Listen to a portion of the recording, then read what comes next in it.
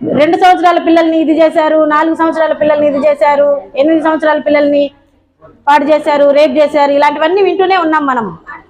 ఇవన్నిటి గురించి అవేర్నెస్ అనేది తల్లిదండ్రులకు ఉండాలి, పిల్లలకి మనమే చెప్పుకోవాలి. కుటుంబంతో ఎట్లా ఉండాలి, బయట ఏదైనా జరిగితే తల్లిదండ్రులకి వారు ఏ విధంగా షేర్ చేసుకోవాలి, సమాజంలో ఎలా ఉండాలి, ఇవన్నీ కూడా మనము తల్లిదండ్రులుగా ఆ అభం శుభం తెలియని పసిపిల్లలకి మనం చెప్పుకోవాలి, మనం నేర్పించుకోవాలి. మీకు చట్టాలు కూడా బ్రహ్మాండమైన చట్టాలు ఉన్నాయండి. ఫోక్సో యాక్ట్ అనేది 2012 సంవత్సరం నుంచి ఇంప్లిమెంట్ చేశారనమాట. ఫోక్సో యాక్ట్ చిల్డ్రన్స్ ప్రొటెక్షన్ కోసమే అది చేశారనమాట. అంటే లైంగికంగా పిల్లల్ని ఎవరైనా వేధిస్తే, వాళ్ళు ఆడపిల్లలు కావచ్చు, మగపిల్లలు కావచ్చు, 18 సంవత్సరాల లోపు పిల్లల్ని ఎవరైనా లైంగికంగా వేధిస్తే ఈ చట్టం ద్వారా మనం వాళ్ళని శిక్షించవచ్చు అనమాట. ఇప్పుడు శిక్షలు కూడా చాలా కఠినతరంగా ఉన్నాయి. ఆ నేరస్తులు తప్పించుకోవడానికి అసలు కుదరదు. 7 ఏళ్ళు శిక్ష పడవచ్చు, 14 ఏళ్ళు పడవచ్చు, వాళ్ళకి యావజ్జీవ కారాగార శిక్ష పడవచ్చు, ఉరి శిక్ష కూడా పడవచ్చు అనమాట.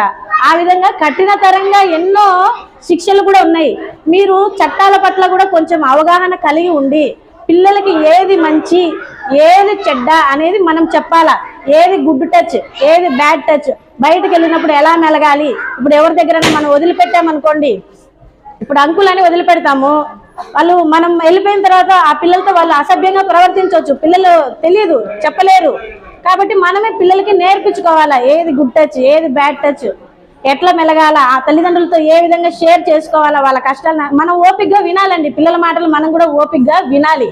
పిల్లల్ని కొట్టినా, తిట్టినా, సెక్షువల్గా ఏదైనా హరాస్ చేసినా, అశ్లీల చిత్రాలు కానీ వీడియోలు కానీ ఏవైనా చూపించినా, వాళ్ళని భయభ్రాంతులకు ఏదైనా గురి చేసినా, వాళ్ళు వెళ్తుంటే వాళ్ళని వెంబడిస్తూ ఉన్నా కూడా, ఫాలో చేస్తూ ఉన్నా కూడా, స్టాకింగ్ అంటారు, ఇట్లా ఏ విధంగా చేసినా, వాళ్ళని ఏదైనా మానభంగాలు చేసినా, ఏం చేసినా కానీ ఫోక్సో యాక్ట్ అనేది ఒకటి ఉంది. దాని ద్వారా మనము శిక్షించవచ్చు అన్నమాట. కాబట్టి కొంతవరకు తల్లిదండ్రులు చట్టాల పట్ల కూడా అవగాహన పెంచుకోవాలా, పిల్లలకి మనమే చెప్పుకోవాలా.